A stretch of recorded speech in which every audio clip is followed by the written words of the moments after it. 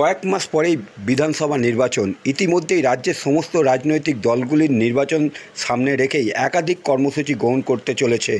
দলীয় কর্মীদের চাঙ্গা করতে, এলাকার মানুষের সাথে জনসংযোগ করতে সিঙ্গুর বিধানসভা এলাকায় প্রবাস কর্মসূচিতে এলেন বিজেপির সাংসদ।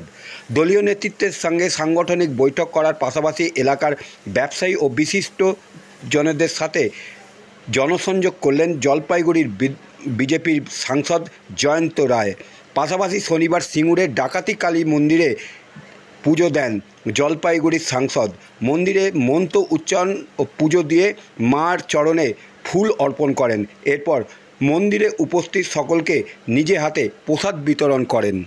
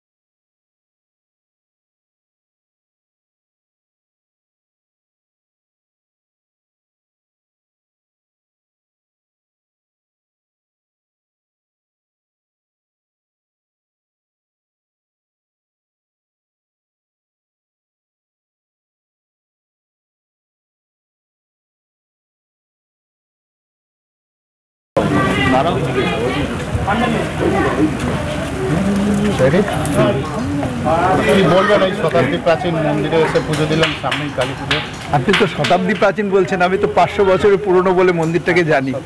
ছোটবেলায় আমার খুব গল্পের বই বা বই পড়ার অভ্যাস ছিল এবং সেখানে রঘু ডাকাতের কথা পড়েছিলাম। সেই রঘু ডাকাতের কালী মন্দির, যেটা ডাকাত কালী মন্দির বা ডাকাতে কালী মন্দির হিসাবে পরিচিত সারা পশ্চিমবঙ্গে, আমার মনে হয় ভারতেরও অনেকেই এর সম্বন্ধে জানেন। আজকে সেখানে মাকে প্রণাম করতে পেরে আমি নিজে সত্যি আনন্দিত এবং এর মধ্যে অনেক ইতিহাসও জড়িয়ে আছে, যেটা আমরা জানতে পারি যে মা শারদাও নাকি একবার তাদের দ্বারা আক্রান্ত হয়েছিল, কিন্তু যখন তারা মা শারদার মধ্যে মা কালীর প্রতিমূর্তি যখন তারা দেখেন তখন তারা পায়ে পড়ে যান এবং তাদের ভুল স্বীকার করেন। পরবর্তীতে আমরা জানি রঘু ডাকাত এমনি মানুষ হিসেবে ডাকাতি করলেও কিন্তু তিনি গরিবদের কিন্তু সাহায্য করতেন। এটা আমি আমার ছোটোবেলাকার নলেজ থেকে আমি এটা জানি।